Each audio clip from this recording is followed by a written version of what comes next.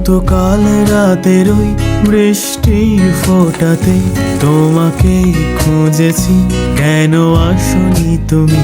বিষাদের রঙেতে আঁকা কত যে আঘাত, তুমি নেই করে কাটছে প্রতি রাত।